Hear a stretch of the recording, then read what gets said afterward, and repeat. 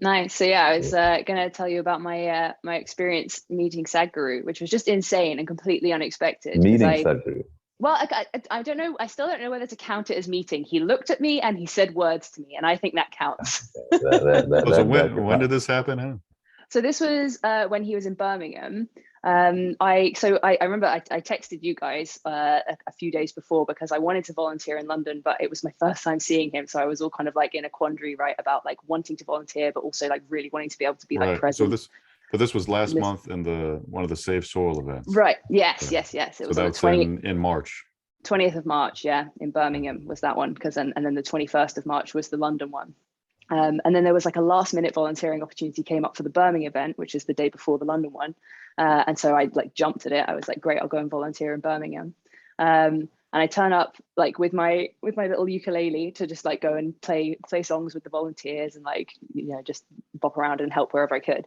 And I see Sadhguru like in the hall, and he does his Save Soil speech, which was just like amazing. It was like incredible in like this massive old university hall. And then afterwards, when he leaves, I'm like hanging around just in the atrium, like with just a couple of other people. The crowd's kind of thinning out. Like I'm like, oh, maybe I'll just like get to glimpse him when he gets into his van or something. Like I just kind of wanted to see him. And then somebody comes up to me and just goes in like a really kind of hushed voice, just goes, the next event is starting in 5 minutes. And I was like, oh, okay. And they were like, if you just head down this hall, there's some refreshments and they'll call you in about 5 minutes. And I was like, okay, like I obviously had no idea what was going on, but I was like, okay, cool, like I'm not going to pass up an opportunity. So I go down the hall, and there's like this beautiful room full of people in beautiful clothes, like mostly Indian people in like amazing saris, like just incredible clothes, and like amazing like spread of food. Like it's beautiful. And I'm like, oh shoot, like this is the dignitaries like event, like the after event. And I was like, oh, okay, cool, like I guess I'll hang out here. And they were like, oh no, we'll call you in 5 minutes. And I was like, okay. So I was kind of like hanging around, like just like feeling really shabby in my clothes, like not wearing anything at all fancy or fitting in. And then they call us into this much smaller auditorium, like a really kind of pretty intimate auditorium.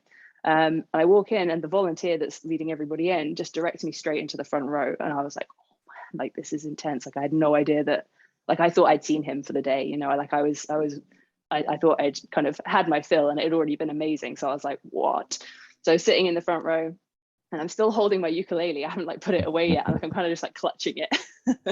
Probably gripping it a lot tighter. Yeah, right. And I'm like just kind of like, oh my gosh. And like Sounds of Isha are right there, and they're playing. So I'm like, oh man, this is like so intense.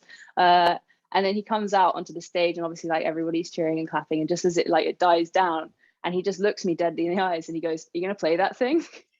I was like, and like at the time, now I wish that I'd just been like, yes, like, but I was like, I know it's not in tune. Like I didn't say it. I was like, oh, I said I'd love to play for you.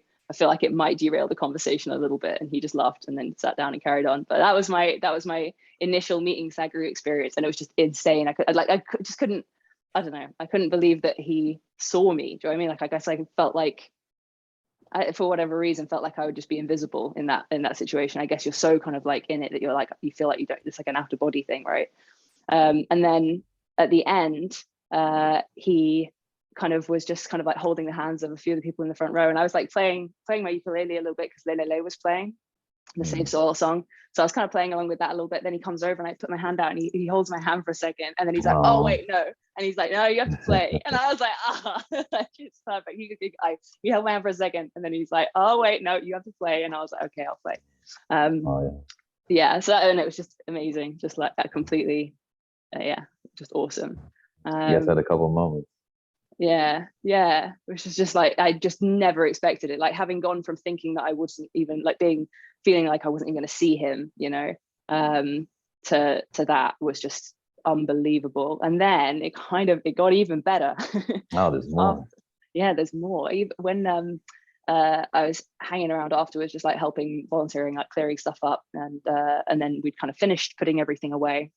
So I was just like playing a little bit of ukulele, and then my Ishanga, the person who did who ran my inner engineering program, who's lovely and we get on really well, she came up to me and she said, Anna, would you be interested in singing with Sounds of Isha tomorrow in London?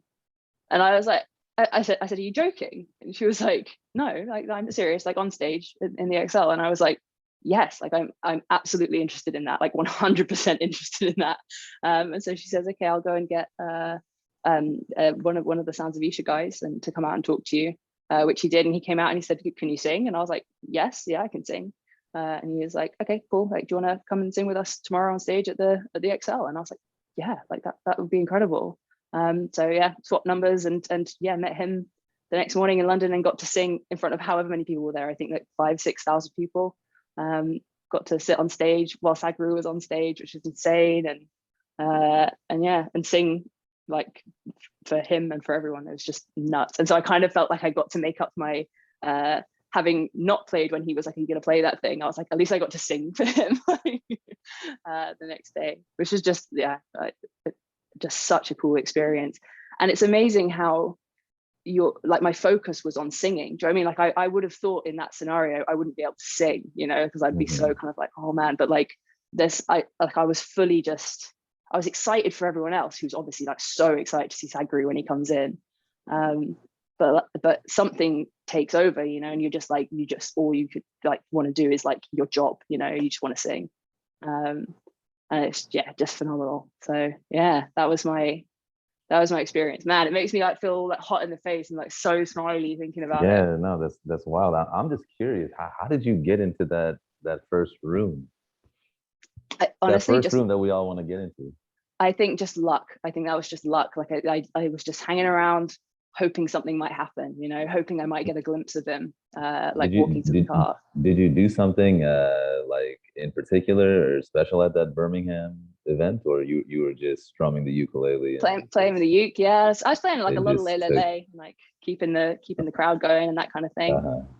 But like nothing big or specific. Like I didn't have a specific like volunteer role even. Like I was literally just there to like put extra pair of hands. So and yeah, like go on. I was saying these are all like the government parliament people in there, or were there like other influencers there?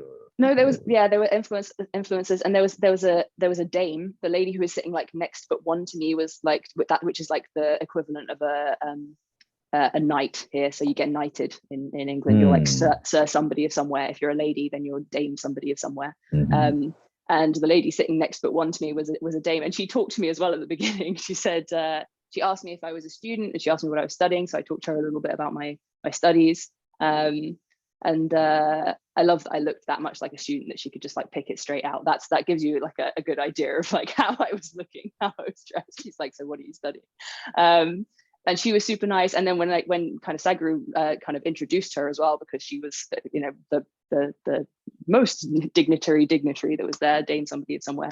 I wish I could remember her name. That would be good. I'll find out. I'll look it up. And then at the end, I said to her, I was like, I'm so sorry, I didn't realize who you were, but like, thank you so much, Wilbur. And she was just so nice as well. So it was just an insane experience. It was just, honestly, the whole day felt like a dream. I couldn't believe it. That whole weekend was just, yeah, felt unreal. And I can't like, I've had a couple of times since then. Actually, maybe once I've had like a bit of like a low day, a bit of a low, slow day, feeling like low energy. And I went to journal about it to be like, yeah, I'm having a bit of a low, slow day. And then I was like, oh, wait, first I need to write about my Sadhguru experience. And as soon as I'd finished, I'd written like pages about that. And I was like, you know what? I don't feel sad anymore. Like I'm done. Like it's all good. So it's I feel like it's just going to be like a infinite pick me up. Yeah, it's just beyond. It's very, very, very cool.